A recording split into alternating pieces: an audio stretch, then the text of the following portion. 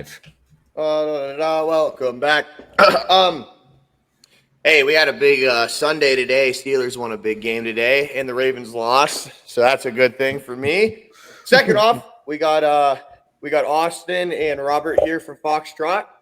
Something we've been trying to set up for I don't know, guys, the last several months, and then of course me.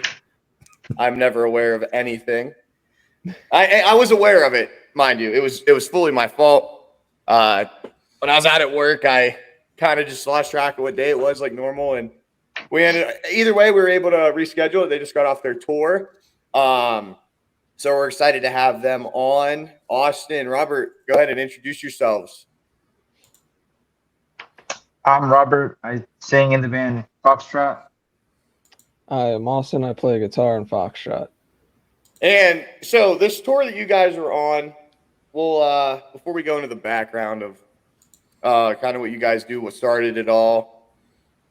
Who were you guys with? Where were you touring? You know, and how did the tour go? Would you consider it a successful tour? Was it one of your first, or has this been like, you know, probably your fifth? Like, are you guys veterans of this? You're kind of new. It's kind of all learn and go. We're new. We're new at this. Yeah, new to the touring world for sure. So what was something that I would say, you know, I'm sure when you're getting a band together, you guys start talking about going to these gigs, having these bands opening up. Like, I'm sure you guys have these thoughts in your head, like what are we gonna do, right? What were kind of instances where that happened, or was it kind of just like you just went with the flow? You know, kind of walk us through how that goes for a band that, you know, maybe just made music to put out there onto the internet, not so much maybe tour, and then just, you know, it's just saying, fuck it, let's go a couple states over and tour with a couple other bands. Oh, okay. So you're asking like about the step from like, hey, we're doing music here and then transitioning to other states and stuff? Yeah, absolutely. That's a good question. So as Austin can also tell you, we've played a lot of shows as a band. We've been sitting on material for a little bit, and we didn't have music out until recently. But to kind of gauge how to play them live and reception of the live performances, we played a lot of shows in Philly, and just, you know, building traction that way. And through social media, even without having music on like Spotify or streaming platforms, we kind of built a following that way. And then we just decided that after meeting enough people and meeting other bands, that we really wanted to reach a part of the states that we're never going to go to. So we hit Virginia, Maryland, Jersey, and Philly, just to expand our horizons. And we found bands that we're friends with / we wanted to play with, who we were fans of, and some who we didn't know at all, and just kind of like networking and doing all of that collectively to build a successful run as a unit. That's so it's kind of funny that you said that, right? I'll go back to the beginning part where you said, like, kind of, in a sense, you didn't really do it so much through the social media platforming like most bands we know, love, don't know, are listening to today. You kind of did it the old-fashioned way that everyone was doing it back then. You know, you're just going to local places, going to local bars, and kind of just getting to know these guys, talk to them at a personal level, and kind of create your name through that, right? Kind of an old-fashioned way, because, you know, in a sense, it's more like there's more authenticity involved with that, right? Because it's live, it's right there, it's in your face. You're not just seeing it on some random ad that's on an Instagram post or a story that you just quickly look at. You're like, oh shit, okay, share that. Don't listen to it though, but I'll share it. Even though that helps, you had that live interaction with people that were able to really, in a sense, soak it all in, right? So that's I actually really like that, because right now I can give an example. We had this conversation kind of with Tony from Space Weather, where he spoke on the terms of how growing his band and the social media presence, it becomes very overwhelming. but the way that he had to schedule it and set it up for himself and his band and everything was he would kind of create dates on where posts would drop. So then he didn't have to take, his conscious self out of the day to waste 20 minutes to tag whoever this, that, and make a post. Right. And I like how that is because, like I said, to add to it, just the authenticity to it all is just what makes it really unique to me. Because I know when I've went and when I've seen little bands, right? I'll just say Victims, for example. When I saw them, I never heard of them.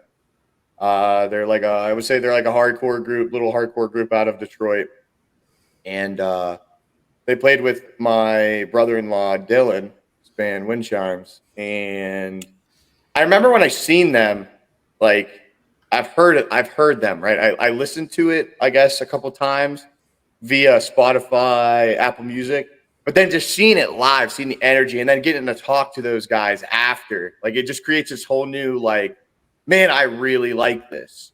You know what I mean? And that's what I liked about that response a lot. So I do want to interject real quick just before you keep going. Just a quick anecdote. Speaking of Tony from Space Weather, he actually hit us up because they were going to be in Philly the same time that we were going to be, and we tried to play a show together. It didn't pan out, but I told him, I was like, hey man, thanks for hitting us up. We would like to play with you, but we can't make it work. Do you want to like get food and hang out instead? So we didn't get to play a show, but we met up in Philly and we got cheesesteaks and we just kicked it. So like that was cool because I know of Space Weather from their music and online or whatever, but I never met them. So I wanted to at least take the time to like, hey, we're fans of each other. Let's hang out and just kick it. And that was really cool because like there was no show. It was just like us just being people. So that was fun. And shout out to Tony and all the Space Weather guys. Just want to throw that in there. We're actually going to react to one of their songs. And I was thinking maybe so that way we get it out to more people, we might want to react to one of your all songs earlier in the show so people know what we're talking about. I didn't know if you all would be down for that. You down, Cam? Yeah, I'm absolutely cool with that. Because that way because sometimes it's like this whole conversation and it's like, you know how the algorithm is. People are like, they need to know what things are right away. Which song would you guys prefer to react to first out of the two that I found on YouTube? What do you think, Austin? Embrace or the other one? We can go from an order. We can do Retrace first and then in the Too Close. Okay. Yeah. So Retrace Embrace. This one came out a few weeks back. Mm-hmm. So here we are.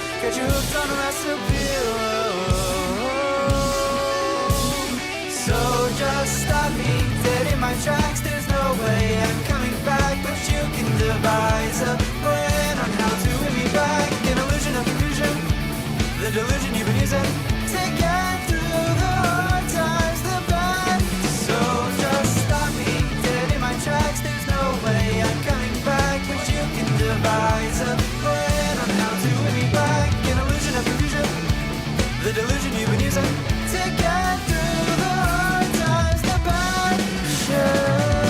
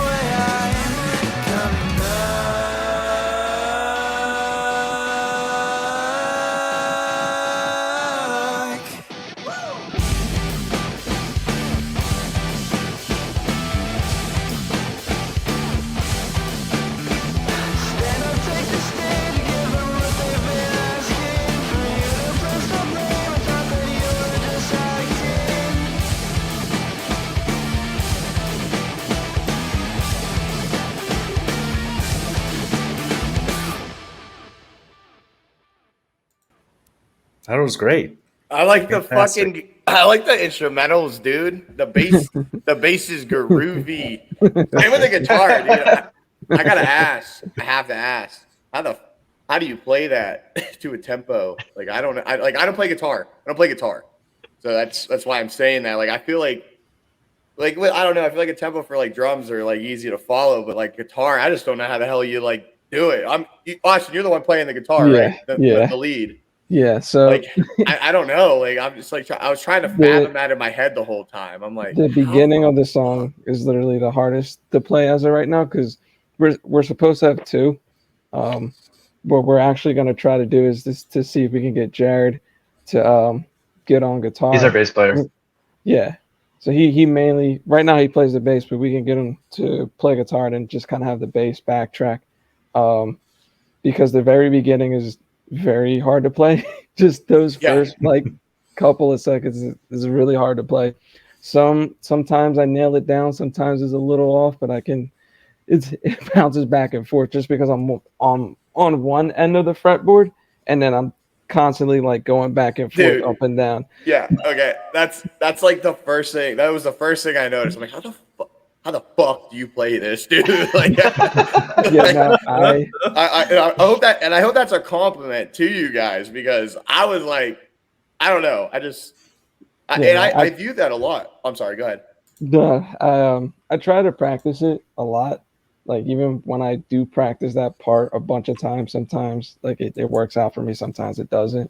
But eventually, by the time I think I get it down, I think Jared will be on guitar back right then. Let's just say that when we were recording this in the studio, it was a lot of fun because it sounded really cool. And then we looked at Austin and we're like, yeah, you got to play that now. So it was like, we knew it sounded cool, like whatever, but we were like, yeah, but you got to track that. And then if that's what it is, we're going to have to play that live. So yeah. I was going to ask for the video, how many times did you have to shoot each scene and everything to get all that together? Like how long is a project like that? Because in your mind, you think, oh, they're just playing it through it live. But it's like, in reality, it's like probably a bunch of different scenes and takes. Yeah, so like there's the main scene of like us playing, but also within that, because we're missing a member, there's takes of Austin doing the rhythm stuff and then Austin doing the lead stuff. And then there's like different takes of us in different places in the same shoot. And then there's a shot that's completely not even there, a different day. And then there's another thing. It's like, it's a lot of different days, a lot of different scenes, a lot of different shots. So yeah, it took a little bit, but we're glad that it came together the way that it did.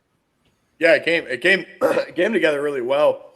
I like the whole song as a whole. It's very different from what I listened to clearly, but that's okay. I like a change in that because I appreciate musicianship with instruments like a lot. It was funny that you brought that up though, Rob or Robert. What would you rather be called? Whatever. All right, I'll just say Rob. And well, it was funny that you brought that up, right? So how you're like, Austin, you're gonna have to play this live, right? So like, I like to watch how people do a lot of their like in the studio for some of my favorite albums, and when it comes to like writing guitar parts or doing certain drum tracks, they always bring up kind of that exact thing. Like you come up with this sick, nasty ass idea on the drums or the guitar, but it's snipped, right? It's snipped into each other, so it sounds like it's one thing. And then once you throw the tempo on it to the whole song, what you want it to be, then you got to play it like that, and then it's like this whole kind of thing. And I think it was Brooks Wackerman was talking about it for when he just did a video with Drumeo, and he was talking about it for some of Avenged's albums that he worked with. I think it was The Stage. He brought up about how like some of the drum parts were like they had these really unique ideas, but then when it came to like putting them all together, it was like, okay, let's simplify it just a little bit. Or like how they can't play it live the exact way it is on the album because they added in extra things, So it was like, it was nice that you said that because I know that that's a thing that happens, right? It has to happen to an extent, right? Because you can't just go in there and rip out something one take. It doesn't work like that. Nah. A lot of the time. I mean, when you're making, I guess, new music, when it comes to you doing like a cover of or once you get a song finished, right? Then you can work on that. But usually a lot of the time it kind of starts as parts. You never just one take everything. So it was interesting for anybody that doesn't really know how putting a song together goes. Like that's really how it goes. And that was, like I said, that was the first thing I noticed was like, man, how the fuck do you play that? Like seriously, like I said, I hope that's a compliment to you because like it's just. No, I'm not taking it as an insult. Like I said, I even practice it. Like I'll play it in the background and try to practice it myself, just because I want to nail it down. It's a tough jump, but if I can nail it down, then I'm glad to bring at least that lead part live, because right now that's the only thing that doesn't get played is the lead parts. Is mainly just the rhythm and stuff. Right. So I gotta ask. I'll start with you then, Austin.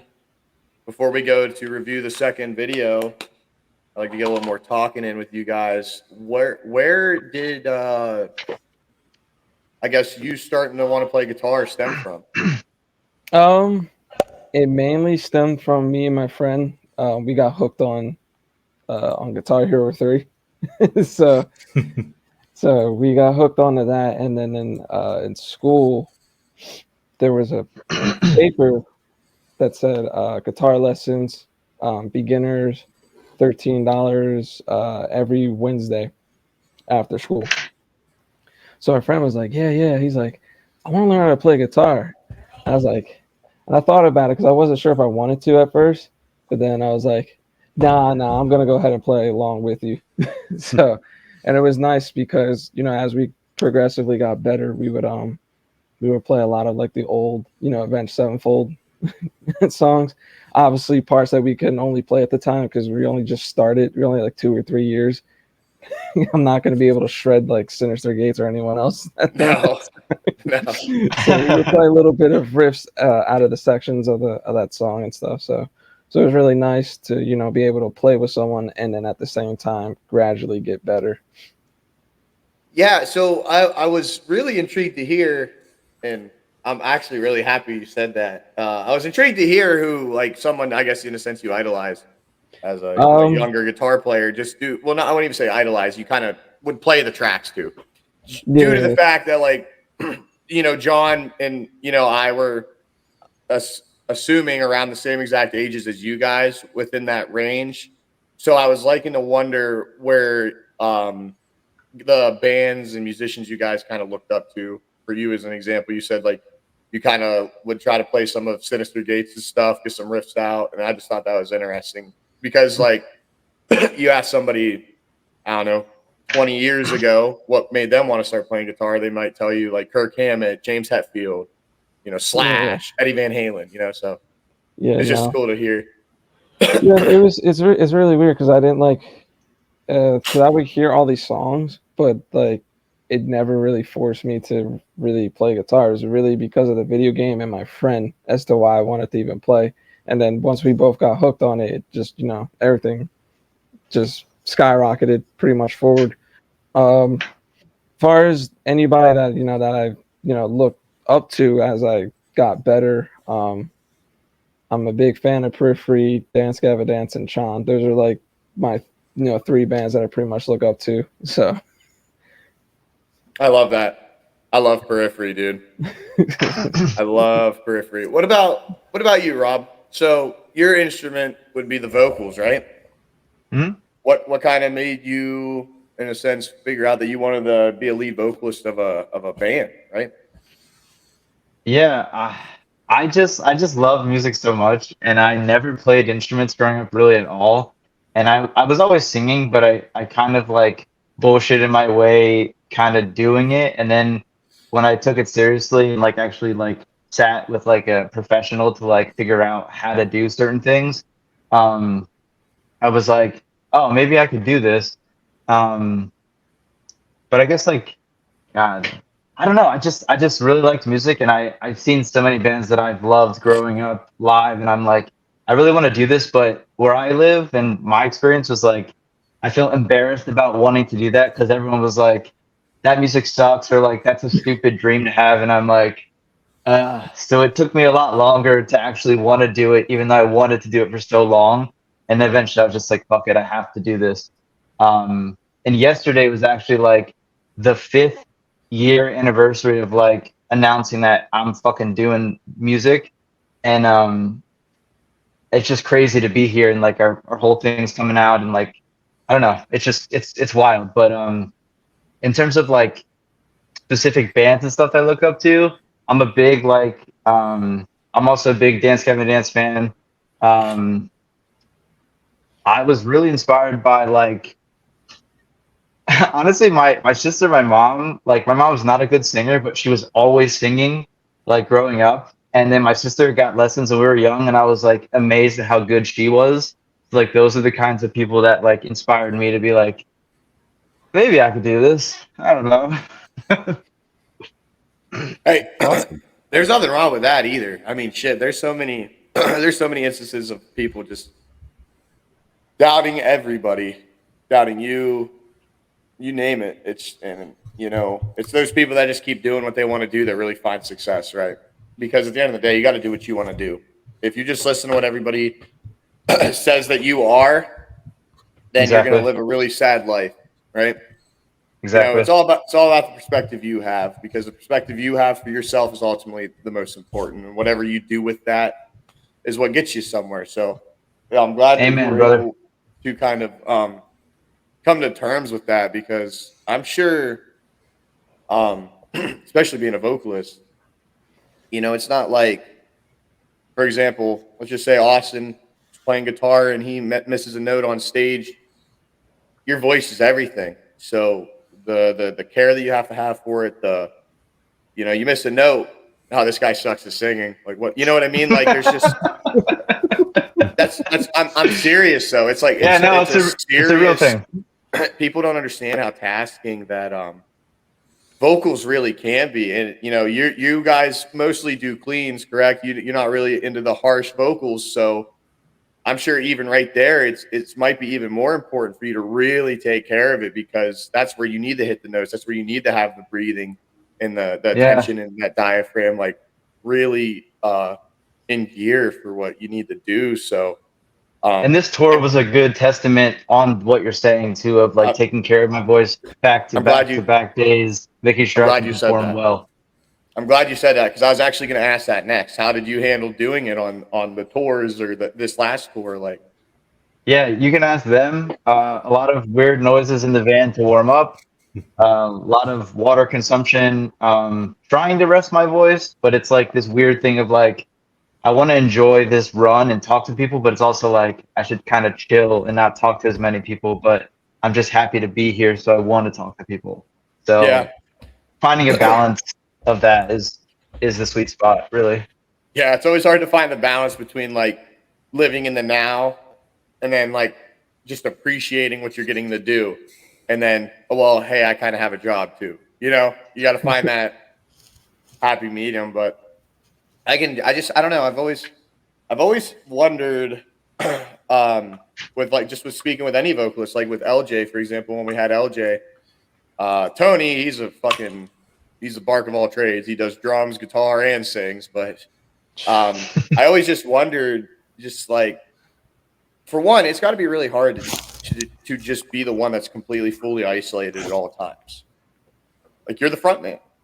Everyone's like looking at you to kind of, in a sense, lead the way for people that kind of just, for example, don't listen to music just for the instruments. Maybe they just like the vocals or the lyrics, right? And that's all they're basing off of. So I've always been intrigued to talk with vocalists specifically, just because their instrument is their voice.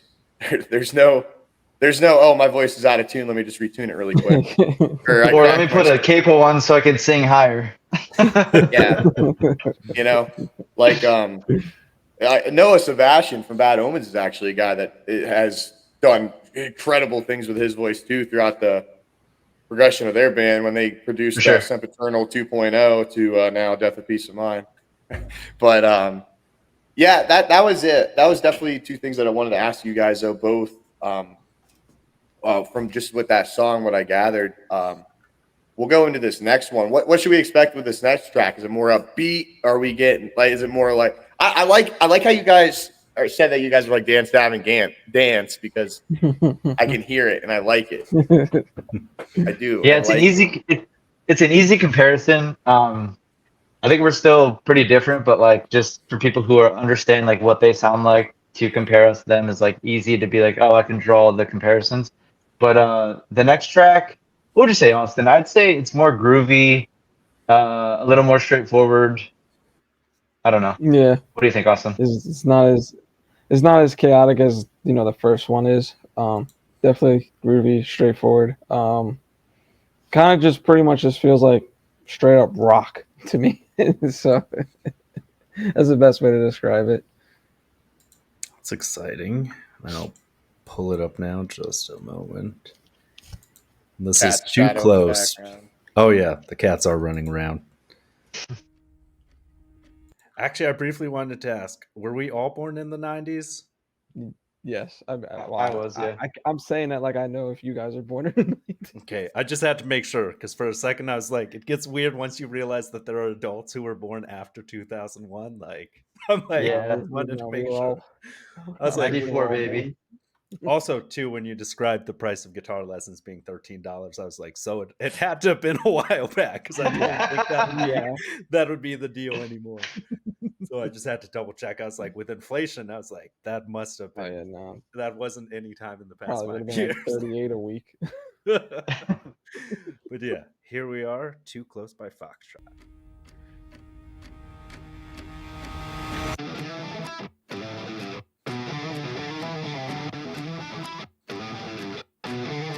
Why don't you take an honest look at yourself? That face in the mirror's desperate crying for help. While bridges are burning, the pages keep turning, but I pray that you'll be just fine. 'Cause I've been overthinking, body's got me sinking.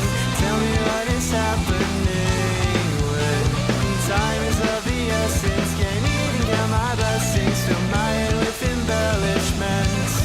So let's take the time to realize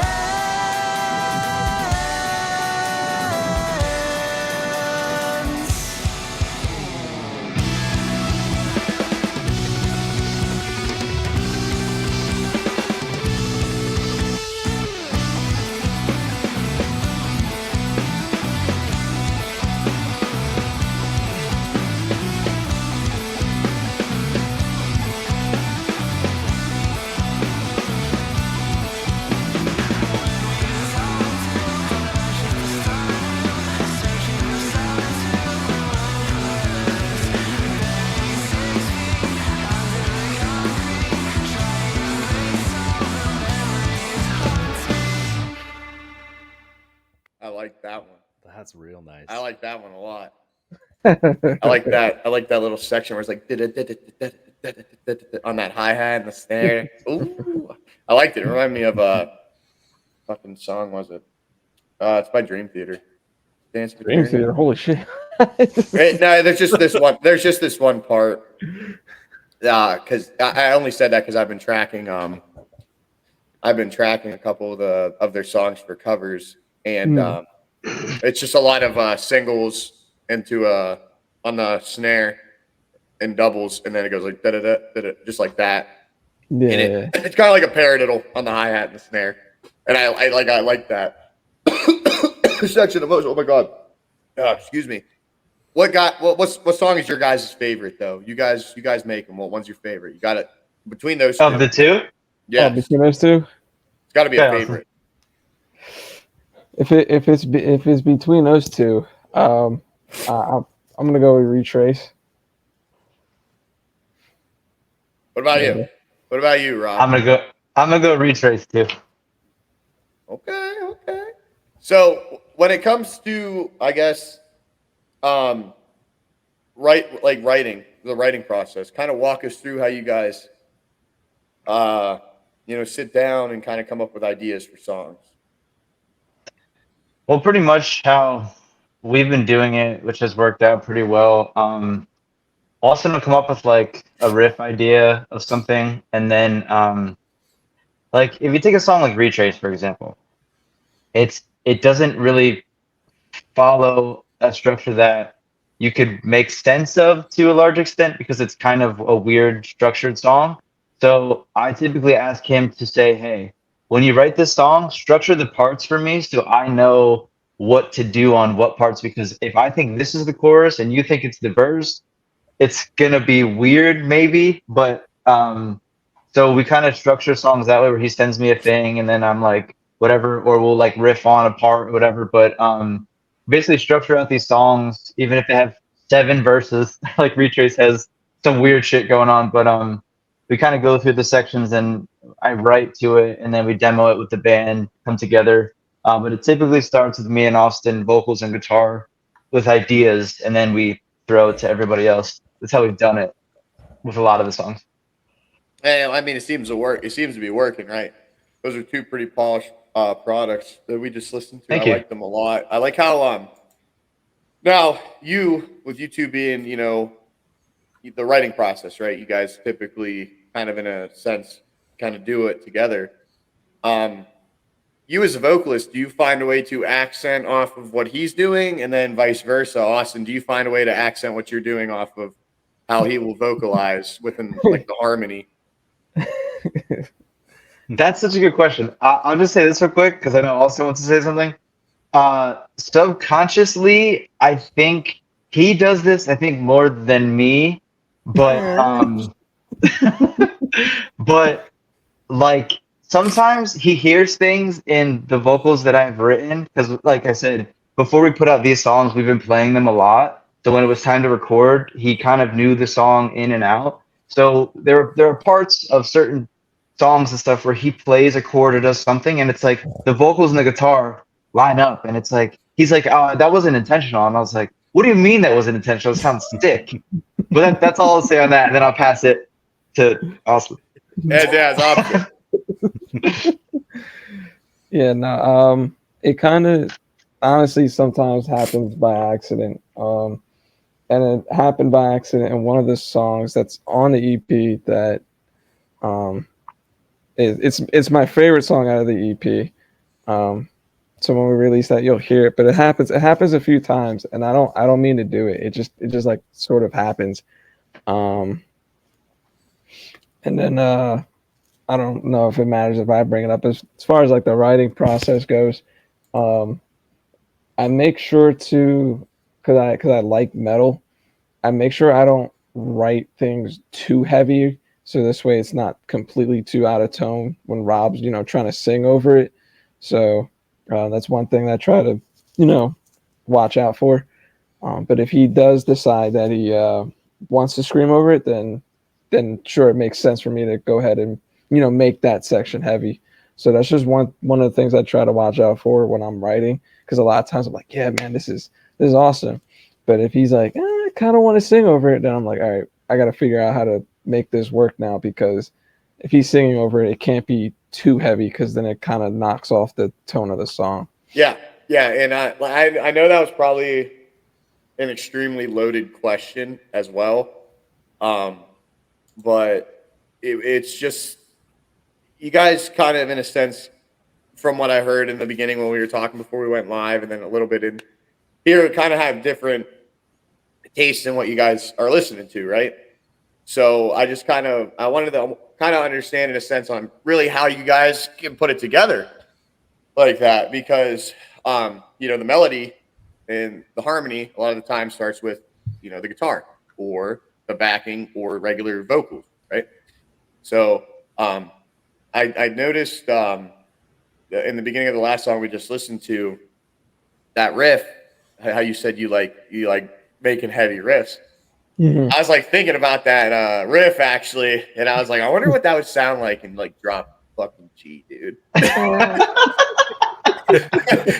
Like, I'm not kidding though. That genuinely went through my head. I'm like, I bet this fucking thing would sound nasty in the drop tune. He has an app on his phone where he can take the songs and just drop them like into whatever key or whatever, and they sound super crazy. So we've actually heard a lot of these songs in different registers and keys and stuff.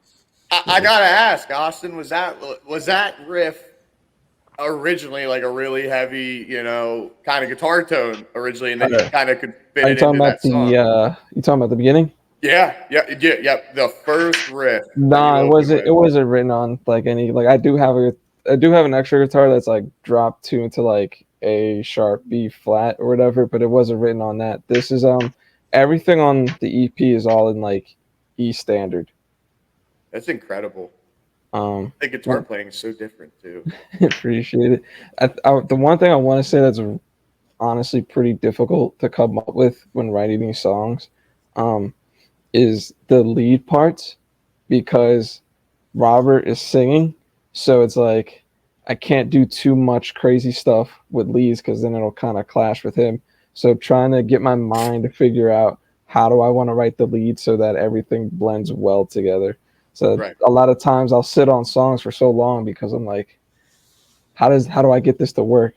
And I'll sit on it for weeks until I find, the solution to get it to work. This way everything just sounds, cohesive, right. And it doesn't sound like the lead guitar is trying to fucking overcome all the instruments and stuff. Right. Yeah. And I mean, and that's the thing, but finding out how to work around that's really the key to creating something that comes out really good and polished, right? And I know that it's probably at times really hard, but when it probably gives you the opportunity when the time arises, when it's time for your lead to take over, you've had so much time to kind of sit back on something where you have the bars within the song to create a nasty little riff that you want to throw in, like you can, for example, I'll bring this up. I don't know if you've even heard of it, but Era has this song called Gungrave. I'm pretty sure I heard it. And it's heavy.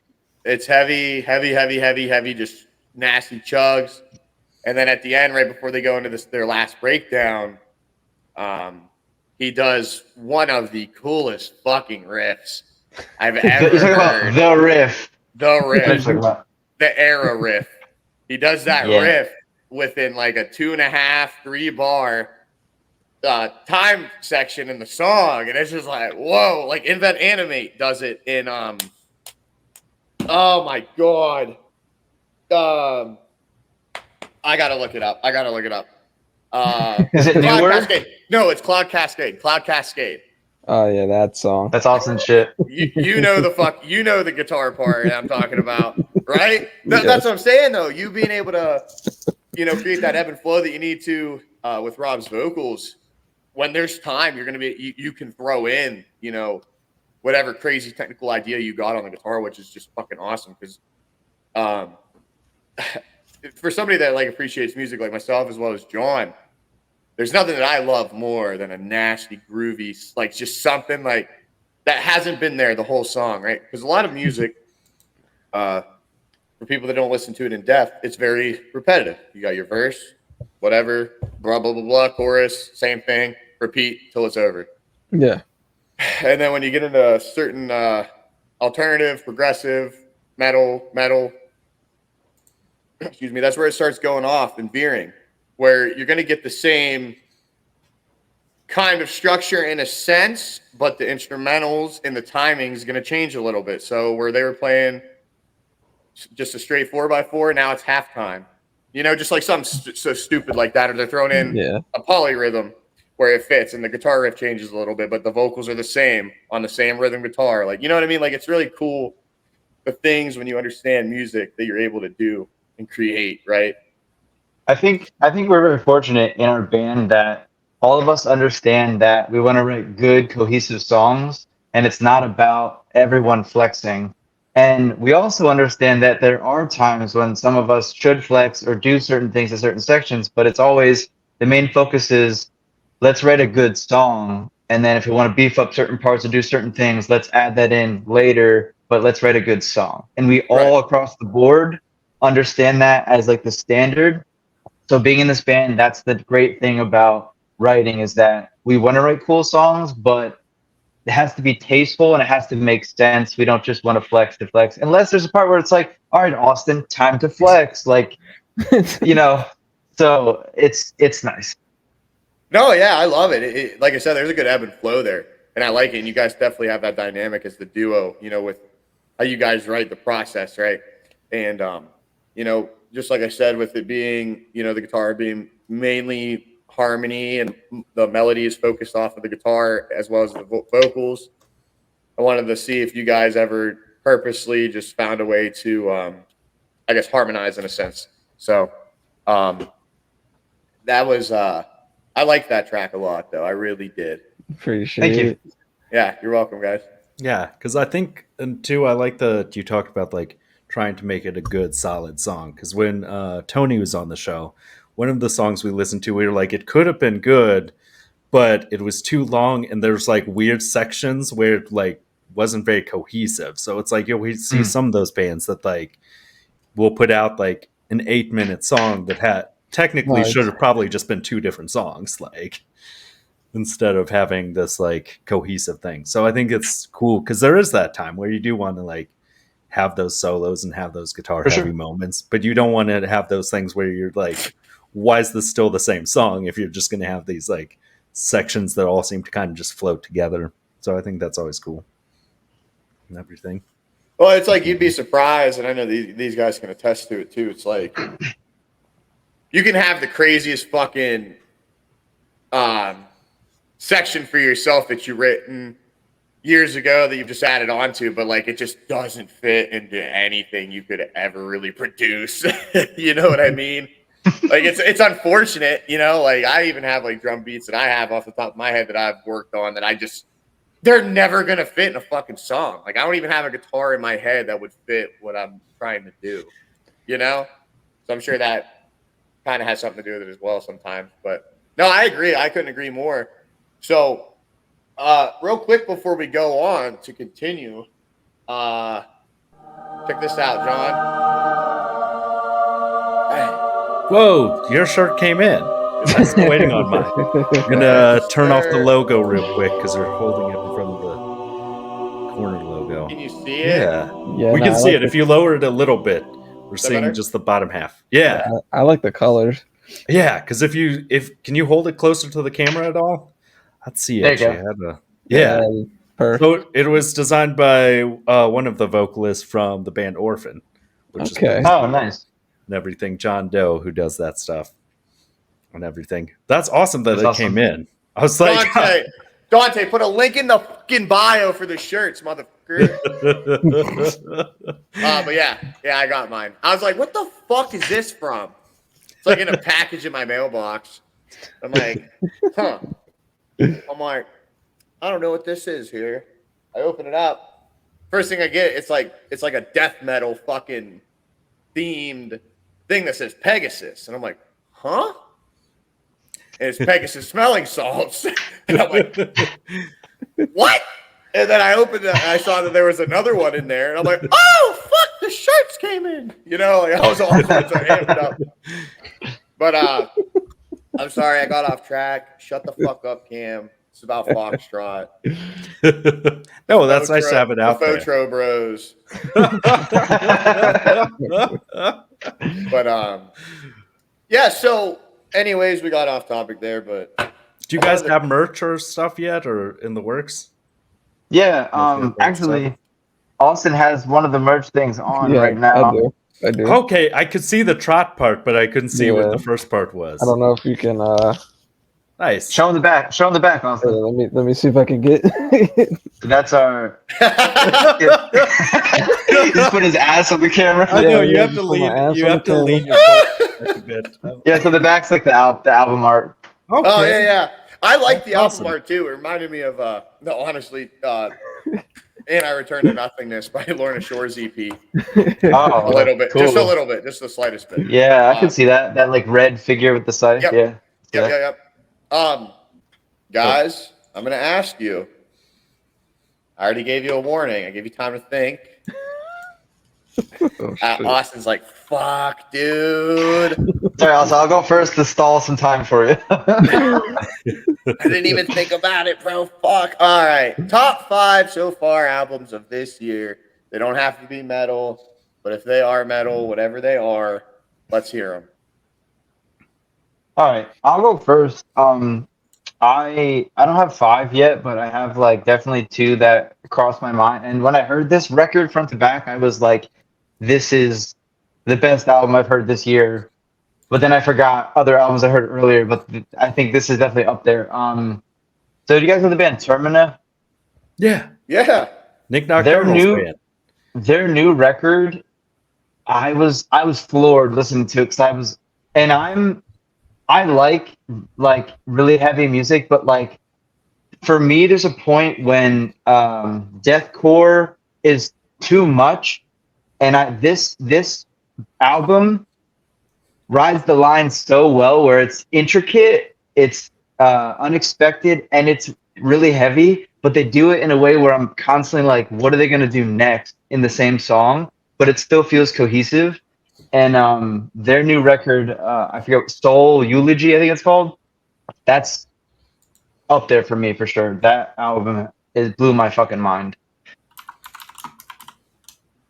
So Termina, and then Properties of Nature dropped an EP with Lucius that I really enjoyed.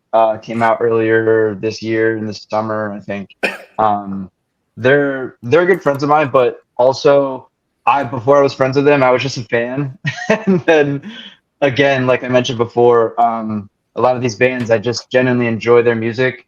And when they put out this EP, I was also like just blown away by how interesting. And also, because it was a collab EP, there's a whole nother band that's featured in the writing. So there's like multiple vocalists, multiple guitarists. It's insane. And it was a really fun listen. Their new record's called Odd Figures. Those 2 stood out to me for albums of the year, even though I guess that's an EP. But hey, I like it though. I'm not gonna lie, I did not expect you to say Termina though. That's like, true. yeah, I was like, fuck yeah, that's Nick, boy, that's our boy. yeah, that shit was fucking awesome. I like too when you said sometimes deathcore kind of rides that like thin line. It does. It's tough because it's like, what was it? The Project Vengeance, their first song that came out that was just like weird and muddy and just having. It's weird to have too much of a good thing. So it was like it's one of those things because we've been the question that Cam likes to always ask is like, what makes deathcore? Because if you take out the vocals, like what the instruments could be anything then. So it's always that idea. Yeah. I don't know how you classify the Termina record, but that's where I'd put it kind of. Well, I think whatever Ocean's 8 Alaska is and whatever Termina is, I'd kind of put them in the same boat. Also, same drummer on both records. So, dude, Chris Turner's a fucking freak. For sure. God damn it, dude. Oh my Yeah. God. Nobody talks about Ocean's 8 Alaska, dude. It needs to stop. It needs to start. Yeah, like I'm so sick of it. Like I think that they are so fucking good, dude. Like yeah, I'm with you, bro. I have no idea what the fuck their genre is. It like, because you like to think you're like, oh wow, man, this is really tasteful metalcore. Oh, what the fuck? What the hell? Are those triggers? No, Yeah. they're not. They're not. Those are just And they just fucking beat. they just sucker punch you too in the middle of a song. It could just like Oh. unexpectedly. That's my favorite part about it because it's so heavy, but it's so unexpected, and you're like, "What the fuck?" But it's so much fun. I love it. Hanesha is a very good start for anybody that's like doesn't know shit about genres, I guess. Mm. Like you got like 5 of them in that one song, and then Yeah. their last album they just came out with Disparity. Yep. Yeah, I love Disparity. Is it no, it's the one song, the breakdown. It is so fucking unorthodoxly long. Or slow. It's so slow. Like, Yeah. John, I'm telling you, dude, you listen to that whole song. It's so upbeat, fast as fuck, and then the breakdown comes, and you're like, "Fuck yeah!" And it's fast right before it goes in this breakdown, dude, and then it's just China crash. Paradigm. 3 seconds. Yeah, is that what it is? Paradigm is the opening track. No, it's I didn't want to get on my phone, but here I know exactly what it is as soon as I see it. It's Plague Speech. Oh, okay. Plague Speech, dude. It's like it's literally fast as shit the whole time, and then it's literally 3 seconds between China and then snare, kick, and then it goes to 5 seconds. 5 seconds, China, snare, and then it just goes right back up to like 178 BPM. You're like, what the fuck? I like that. I like that weird shit. I like that, dude. So do I. I'm so glad that you brought them up, man. I always want to talk about them. But God bless your soul. Fuck, dude. That made me happy. That brought me a lot of joy hearing someone talk about Ocean's 8 Alaska. Well, dude, that's like, dude, I hate when like there's so many good bands in every genre, really, but like they just don't get recognized because the right people haven't heard them, right? Yeah. And like you always have those bands, right, that are big, you know, because there's a reason bands are big, you know, they get it. But then there's these other ones that have been around for so goddamn long, and you got all the people. I'm just gonna use Slipknot for an example because they just got rid of Jay Weinberg for some fucking weird reason. So you got Slipknot. They've been around for fucking almost 25 years. And they keep coming out with this stuff, And then they're like, you got the fans. Well, I don't like how they sound anymore. It's not the same. Okay. But then you got like these other bands that have been around forever that still sound the exact same, that are still making better music than they were before. Yeah. Doing the exact thing. And people are like, well, they don't sound any different. It's like, what the fuck? Like, dude, what do you want? Like, I wanted to say something, but I don't want to offend anybody because it was a joke, but it would get blurred out. But like, I just want to tell people to suck Start a Shotgun when they say that. I hate it. Like, shut up, dude. How, like, it's literally the epitome of calling the fucking kettle black. It's the epitome of you stealing cookies with your little sibling and then telling your parents that your little sibling stole cookies. Like, get fucked, dude. That's ignorant. Shut up. Like, I hate it. Anyways, Austin, what would you say your top album so far this year would be? You already know, Periphery 5. That one. And then my other one would be I don't know if this counts. They kind of did like a whole redux, even though it came out last year, and then they put out a whole redux this year of it. So I don't know if it counts. You ever heard of Static Dress? No. So think of like post-hardcore, but like how it was back then. I don't know how these dudes managed to like still make it sound good. Like it literally sounds like songs from way back then, like in the mid 2000s, but it actually sounds really nice. I don't know how. But yeah, the album's called Rouge Carpet Disaster or Rogue Carpet Disaster. I'm not sure how you want to pronounce that.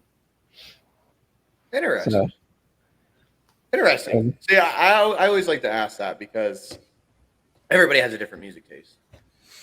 Even John and I's are starting to become slightly different. Well, our music taste is becoming different, but our picks are slightly going to become a little different towards the end of the year because last year when we picked ours, they were all the same. Nice. But This year's been so hard to pick from. it When has you been. when you said that it came out last year, but they did a redux, I Yeah. thought you were going to say Pain Remains, and I was like, I did instrumentals is so good. yeah, no, I was they like, had let's like a, count Thorn and Shore 2 years in a row, best album, first Yeah. year, yeah, no, second I'm year not, of instrumentals. I'm not sure because I was like, it's almost the same thing except the other one's got new songs. So I don't know, and I guess they made the song sound better. It's like I can barely tell the difference, but I mean I don't know if it counts or not, but I've liked it a lot. So Hey, I fucks with it, dude. I fucks with it. yeah, they're I think they're from the UK, I think. So It's pretty awesome. my third one, Jared, our bassist, showed me this band, and I think it was pretty nutty too. You guys ever heard of the Zenith Passage? I've heard of them. Yeah. Yeah, I don't know. I'm probably gonna butcher this one. Is it called Data Elysium? Data Elysium? I don't know how to want to pronounce that. Now I want to look it up, except I don't know how to spell it. So now I'm like, It's really weird. okay, yeah, Data Elysium. So it's like Elysium, but data, Yeah, everything. Okay, looks actually pretty solid. I'll have to check that out. I'm trying to like make notes of all these things because it's so hard to like forget and everything. Poor Dante's. Usually we're like put links to everything we talk about, and he's like, "What were you guys talking about in this one section? Like, can I get a link? Because I don't yeah. know." No, I don't know if this is a word or not. So that's just like, it makes it even sometimes- worse. Yeah, because it does like the auto transcription too. So sometimes you like search through the video to figure out what we were talking about, and it doesn't know what you're talking about. So you're like, don't even know. Also, I don't know how much time you all have today, but I thought we could. Termina had a new music video that could use some more love, Bathe in Solitude, that we could add to the list. Yeah, But I no, also don't know I how mean, much I got time all you the time. have. Let's do it. We got All the time. time in the world. Yeah, but we should space weather, and apparently it just came out yesterday or Friday. Now my days are messed up because I've been around Cam too long. So now I'm like, what day's album release day? Every day's every day's a Monday for me for 2 weeks. Our friend Luke lives over in the UK, and he gets to hear albums like 7 hours before we do, and he always just like gives Wow. updates. He's like, "This was so good! Like, get ready for it." I'm like, He did that with Currents. Oh yeah, He did that with Currents, dude. Like Currents Yeah. was the album for me that I was the most excited for all year. Hell yeah. And then it finally came out, and I remember Luke, like he just brought up, 7 hours, so he got to hear it like way before us. I'm like, dude, please, like, tell me like how good, and he's like, dude, he's like, all I gotta say is that, and he summed it up perfectly because I agree 100%. The entire album flows, dude. There's not a single fucking song that you can't like just. I liked the soundscapes randomly. that they touched on that record. They got like very like atmospheric at times, and like it was really fun. It was fun listen. I like their new record. Yeah, that's right now. That's the one thing we do agree on as the top one. Number one. The Death We Seek. My number two and my number three are getting really hard. They're in a tight battle right now. Like everybody's so mad at me too. Everyone's gonna be mad at me when I say it. Oh, they are going to be mad if it's what I'm thinking of. Yeah. They'll be like, that album's not even an Avenged album. Dude, it is. Sorry, I had to do it. fucking We're good. back to the things reset. I don't even care. I was like, people will be like, it's not the same kind of album. I don't care. Look at, dude, because like, it's, oh my God, it irks me, bro. Because like, if Dream Theater came out with something like that, everyone would be like, oh my God, Dream Theater, fuck yes, dude, more polyrhythms on the fucking hats, dude. Oh my God, he's doing Hurt on the drums. Oh. But then Ben Sevenfold, people are like, fuck this, fuck them. You know? Like, I hate it. It's so good. Like I can't deny that for me. Like I just love it. It like completely changed my perspective on between that album and Death of Peace of Mind, but Bad Omens, dude, it changed my perspective on like appreciating things that aren't fucking heavy. Like your soul can be put into things in a different way. Like I don't know. I liked it. That's interesting. Yeah, because I like when bands change things up and stuff. Like I do it's too. nice to see what they explore and everything. Because I know people are mad that because it sounded a lot like what is it? That duo that don't show their faces. The electronic music. Why can't Random Daft Access Punk? Memories? Daft Punk. Oh, Daft People are Punk. like, yeah, because they're mad that Avenged Sevenfold sounded kind of like some of that Daft Punk album. I was like, that's not a bad thing. Like, there are worse albums that you could sound like. yeah. And I'm always like, it's nice for that like experimentation. Also, Now- Cam getting mad and defending things is one of the best bits of this show. I just love like it. It just irks me, man. Because it's like I just think there comes a point where it's just ignorance. Like you're just doing like it's like when everybody hated Nickelback 5 years ago, dude. Because everyone did. Yeah. And then they Just came hop back. on the bandwagon. And then they came back and was like, bro, I fucking love Nickelback. It's like, shut up, dude. No, you don't. They're coming back though, because everyone's doing that, and then the Creed tour, which I do need to get tickets to apparently. Because like, Dude, that for some Creed reason, tour is everyone I know is going to that tour. fucking insane, man. The dad rock. Dude, I know that. It's like a dad rock jizz fest. It's still amazing. I love it. Because that's the main thing. Like, I think it's kind of because for a while, Yeah, I think everyone was just so cynical Yeah, because they're like, I'm like, it's feel good music. Like it's nice. Like even their sad ones, you're like, it's still Bro, good. they know exactly what to do with that marketing campaign. They're like, oh my God, they're not ready for this fucking tour. It's so good. But I love it so much, dude. I love God damn. it. Are you We all don't ready deserve for- to be alive during this time, I swear to God. Dude, no. So it's funny. Hear me out. You got to watch your dad go through the divorce to Creed, and then you get to watch him go through his new marriage listening to Creed. Like, that's the best part about it.